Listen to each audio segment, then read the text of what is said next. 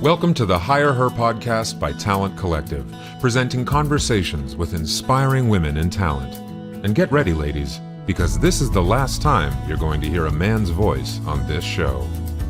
Hi, everyone, and welcome to today's episode of HigherHer, a podcast put on by Talent Collective.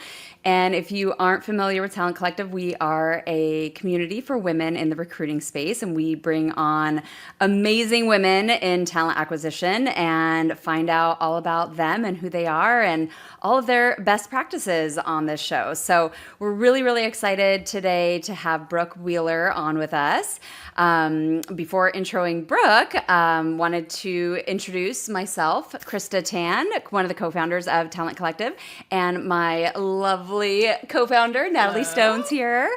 Hello. So we are excited to be here today with Brooke. Brooke has been in the world of talent acquisition literally since she was a child, because there's no way she could be in TA for over 25 years at her age.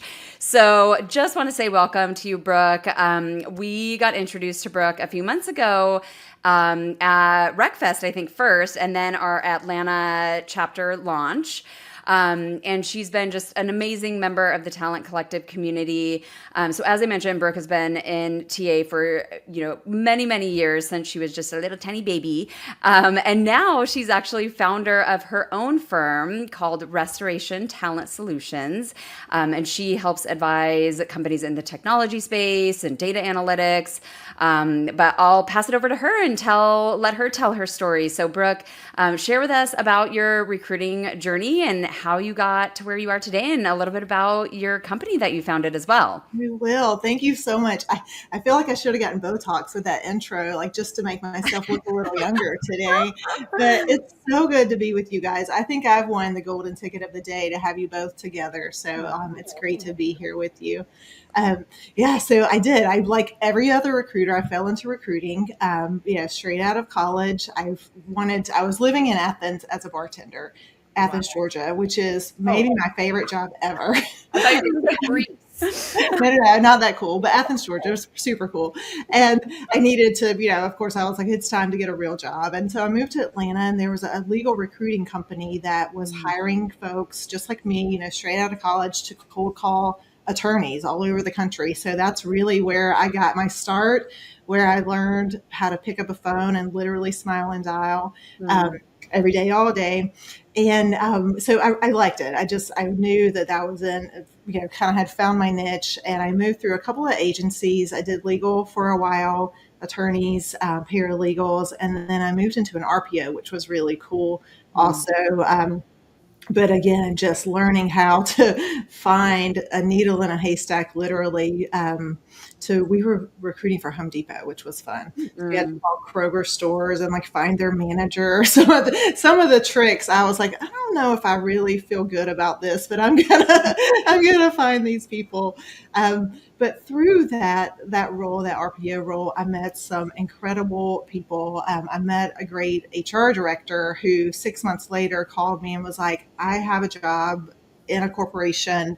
We're looking for an in-house recruiter. Would you want to do that? And, I jumped at the chance because I really felt like that's where my personality fit a little bit more, as kind of those long-term relationships and being able to advise people and partner with people. So I went corporate, and that's kind of been my niche and where I really thrive over the years. Amazing. Well, thank you. And then tell us about starting your own firm. Yeah. Well, I know you're looking for some great inspiration. I've always wanted to do this, but I've been on the job market this year. My last role was, it was one of my favorite jobs ever, building a recruiting department for a growing FinTech firm. And we grew it, but we were sold, and the new owners just have gone in a different direction. So they didn't need recruiting.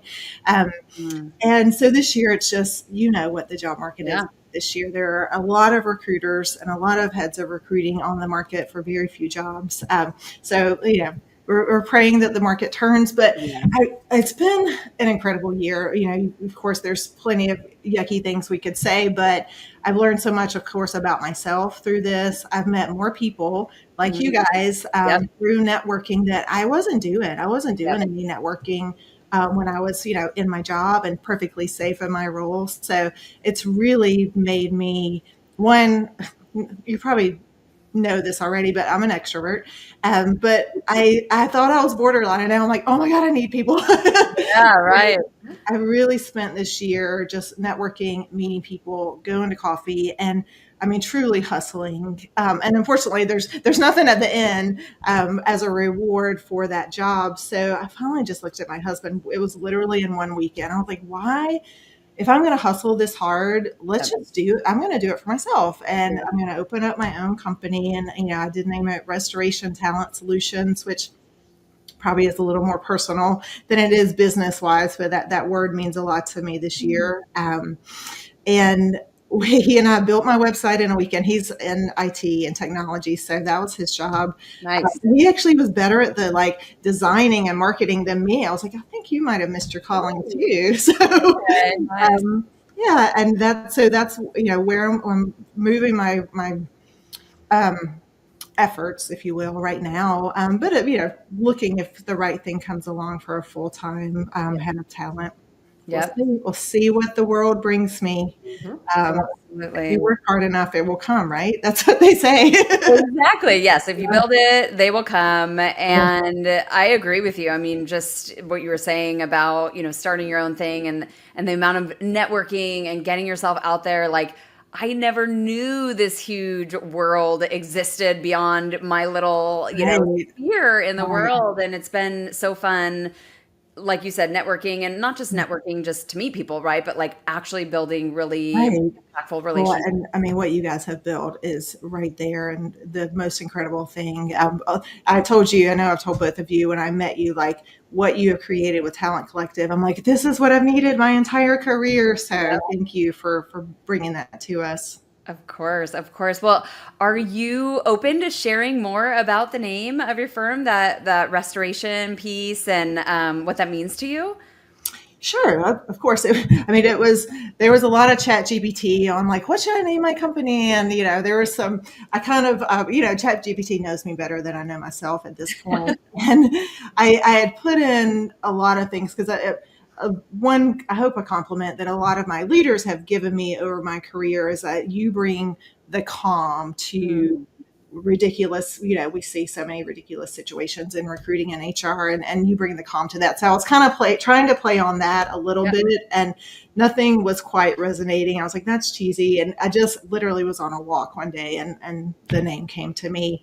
But I think this year I've looked at, I had a conversation with a good friend, Anna Morgan, and we were talking about as recruiters, we are so good at branding our companies or branding who we're working for, and we're not so great at branding ourselves. And, of course, this moves into the whole like women and confidence and imposter syndrome. But I've spent this year just really trying to figure out like, who am I because I now have to sell myself in a way. And who is that? And what's my magic sauce and my, what is it? Circle of genius or something of genius. And so I think that's really kind of where I've gone this year is like, what is restoring my sense of confidence, sense of self feel like, and I know that I have a lot to add and a lot of value to give, and I think that companies are going to resonate with that.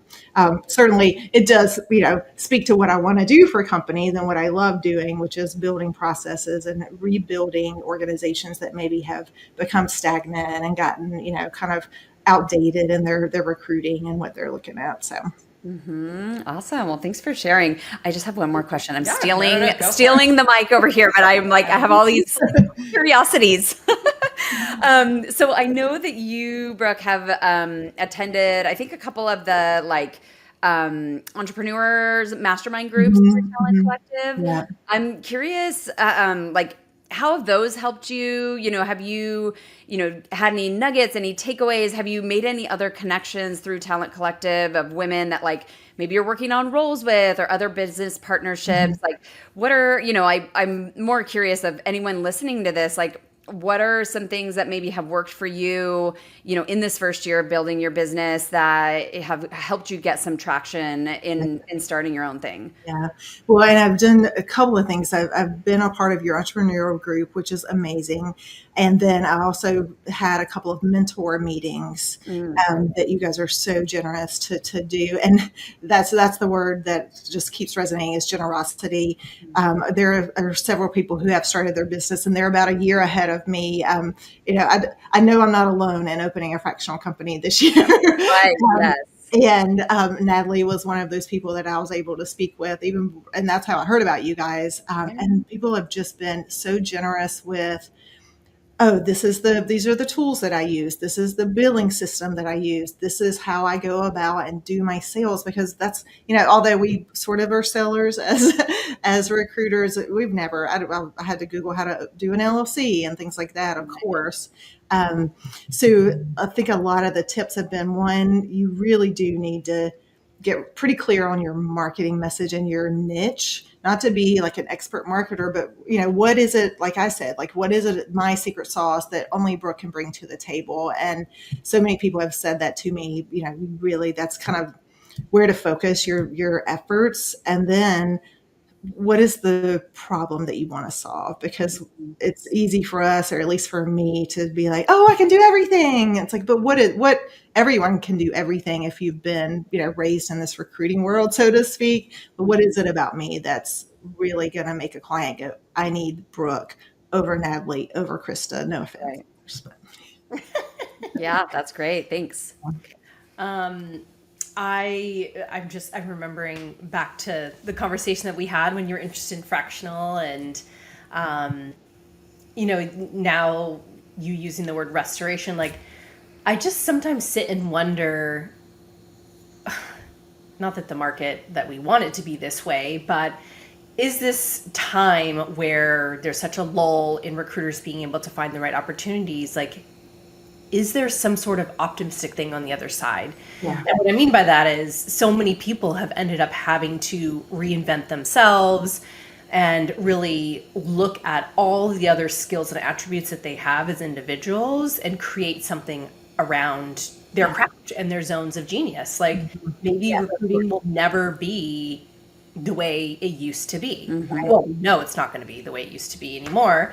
But even for myself, right? Like, I was full cycle head of talent up until, my second or third layoff before starting Talent Refinery and Talent Collective. And now I'm like full-blown events and marketing for Talent Collective. And I love it. I have had an opportunity to tap into the other side of my brain that, like, if I never sat back in a recruiting seat or never had the opportunity, I know I could probably now have a career in events marketing. And so I've just like completely reinvented myself by using those transferable skills. So anyways, my point to that is like, I'm super excited for you because you're being put in this position where you're going to like learn more about yourself and all these other things that you're exceptional at, that you can bring value to in other ways that might not just be like running search. Yeah. Well, and I appreciate that. And I think you're right. We just get in these roles, corporate, agency, wherever you're in a job. And I mean, not that I'm going to turn down a job, but I still want a job. We have need those, and you just get laser focused on what you're doing, and you forget that there's a whole other life out there. So yeah, I'm there. Some days are better than others when I'm appreciating this year. And I have my pity party days, or my, I'm never going to work again days, but it's really been a blessing, and not even in disguise, like a blessing that I know I've been given. That's awesome. So let's think back to early career, or maybe it wasn't early on, but who would you say elevated you in your recruiting career, whether it was early on or? Well, I have 4 people, but let's narrow it down because I mentioned there's one person specifically. There are 2 people. Sorry, rambling. 2 people that I've worked with in 3 jobs in my career, and it's very intentional because those are the people that I know they have my back. I know that they're like, well, one of them has been my boss and one was a coworker, but she and I are completely opposite, which is why we work perfectly together. But I'll talk about Mayrav, who has been my HR leader 3 times, very purposefully. And I mentioned her earlier, the person that I interviewed for an HR director job at the company I was working at. And thank God she didn't get it, because we just got to know each other so well during the recruiting process. I had to do like this 3-hour behavioral interview. It was kind of a crazy hiring process. I wish I had more guidance to have given that leader, but so we got to know one another really well. And so when she landed somewhere else, she literally called me. She was like, we didn't follow each other on LinkedIn. She's like, I haven't seen your resume. I just really like you. Do you want to come do this with me? And so we worked together to upgrade an engineering company who had just old, outdated recruiting processes. And then same thing with Merchant E. She called me and was like, let me tell you what I'm about to go do. Come and do this with me. And then now I'm working with her in my fractional business. Oh, good. But the reason, I guess, how she's helped me elevate my career is anytime I'm like, I don't think I need to go to that meeting, or I'm not sure I'm the one that needs to talk about that. She's like, you're the expert. I hired you to be the expert. And she's always the person to say, like, don't doubt yourself. Because, sorry, I'm going to get a little choked up here. But, we all have imposter syndrome. That is never a secret, unfortunately. And it's important for us to have people that just remind us that we're badass. Because most of the time I have a tendency to forget it for myself, and you need someone behind you to empower you and to remind you, like, you can do this. You have the expertise. This is what you're known for. So just go and be that person. So I can't tell you enough how much she's done for my career, but really more for my like emotional well-being. I'm like, I know I can do it. I just need someone to tell me that I can do it. Love that story. Thanks for sharing. It's so important to have those mentors and those guides. And look, that relationship has, followed you, and you've followed her, this whole time over the years, which is just such a nice story. I was thinking about, as you're talking, again, just like it all going back to relationships. And if you're not building relationships along the way, like then you're just starting cold, right? Like everything, you're starting cold. And you, Brooke, in building your own business, like you already had a client built in, ready to go. Like as long as she had a need, she was going to come to you. There was no question about it, right? I know, it was interesting. Like my imposter syndrome was like, oh, you can't get a client unless it's like a friend of yours. I'm like, no, she's your friend, because that's why it's set up that way. And that's when we're, people who are moving into a job search right now, like the very first people you need to call are the people who know you and can speak for you and speak about you, because you don't have to reprove yourself to them. I mean, we always kind of do, but you know what I mean.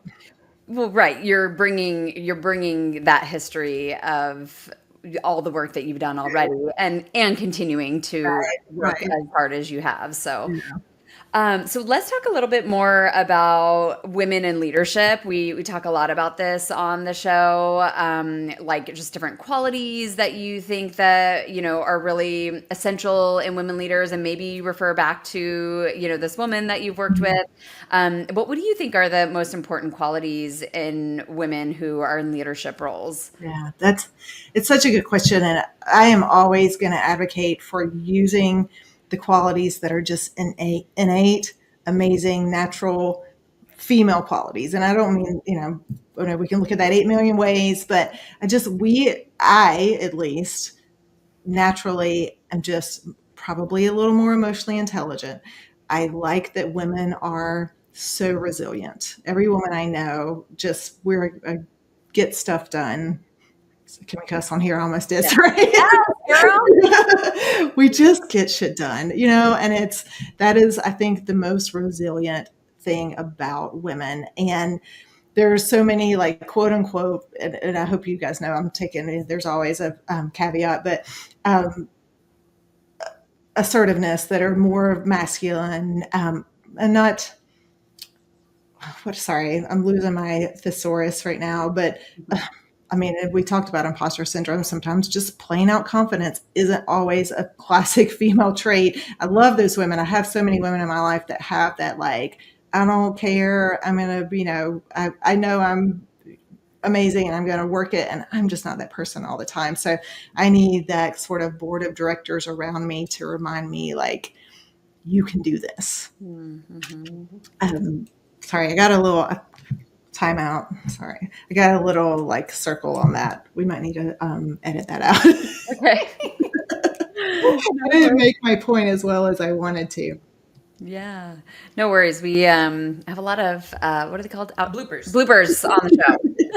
Yeah, that's talking in circles and never making a point. Maybe Ben can find the right way to lead into this next question, which is when you think about the qualities of, essential women leadership, what strategies have you done yourself or that you've seen really successful women in leadership do to advocate for themselves in those leadership positions? Right. For example, I heard you mention, tapping into like board of advisors or mentor, things like that. Absolutely. I think the word, if I ever got a tattoo, would just say something like speak up or use your voice. And I think that's something that as women, it's just a trait that we need to practice and get that muscle memory so that we can trust in ourselves. And I think I've always been the first person to raise my hand to say, yes, I want to be a part of this women's group. I worked at an organization that had a huge, it was called Women Connected. We probably had 400 people that would show up on a monthly basis, and we would have speakers or, one time we had an entire year where we worked on, I think it was some of the Brene Brown work on just confidence. So I am always an advocate for filling your mind with motivational podcasts like this, filling your space with other mentors, going to networking events. I just think if we don't always walk out the door with confidence, we can borrow it from other people. And so that's where that board of advisors comes from. I have one. It's not, of course, as formal as that, but I know who to call when I need someone to say, why are you not taking that job? I'm like, because I might not can do it. Yes, you can. Like, and then, I'm always the person that's like, let's have a book club and let's do. So I'm just always going to be an advocate for pulling people together in that way. Love that. I love what you mentioned about the Brene Brown kind of concept. We actually have a new Talent Collective book club, and that would be kind of a good one to bring into our... Yeah, any of her work. I think we did probably the Daring Greatly, which is great. But yeah. That's a good one. One last question, just off the cuff here. We always like to share with the audience or allow our guests to share with the audience something really vulnerable, right? Like, not only are we trying to share inspiring stories of women that we've met along our journey, but all of us have some sort of vulnerable moment, right? Like, mine would be getting laid off with a 3-month-old. Like, that was probably the lowest part of my life ever. But I'm sure there's someone else out there that could really benefit from that. Yeah. So I would love to hear if there's anything that you're comfortable sharing that might resonate with the audience. Well, I feel like that's been this entire conversation. I said that tattoo needs to say, speak up. And there have been, unfortunately, way too many times where, and I'll say it, other women, I've let other women's, not necessarily bullying, but just, the thesaurus is not working, opinion of me, made me change my opinion of myself. And unfortunately, they've been my boss or my leader, not my awesome Mayrav. She would never do that. But, and I wish that I had the courage to say, like, screw off. I don't care. Like, I'm awesome. These people at least think that I am. 99% of the rest of this company think that I am. And I don't understand why. And I do understand she's like out of fear and, whatnot on their end and not ours. But I just wish that I that's the advice I would give to my younger self. Like, speak up, and just don't let anyone steal what you know about yourself. Yeah.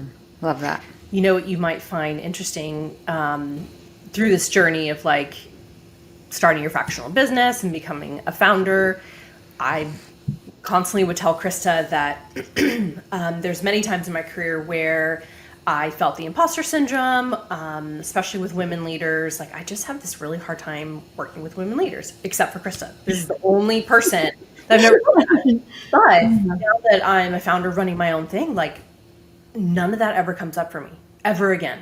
Right? Like, I think it's because this is my vision. This is my passion. People can take it or leave it. Like, I'm creating something that I'm super excited about, and the people that are equally excited about it will come on board.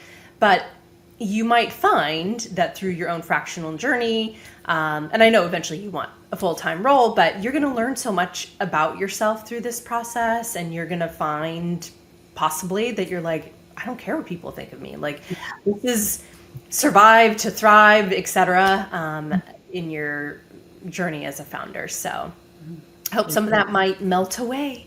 I know. And it is, it's that keep that muscle, practiced, and keep strengthening that muscle.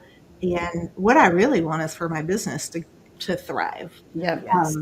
But we'll see what life has in store for me. Yes. Yes. Well, Brooke, thank you for joining us today. We're reaching the end of our time. Wish we could spend more time with you, but I'm sure it will be in person sometime very soon.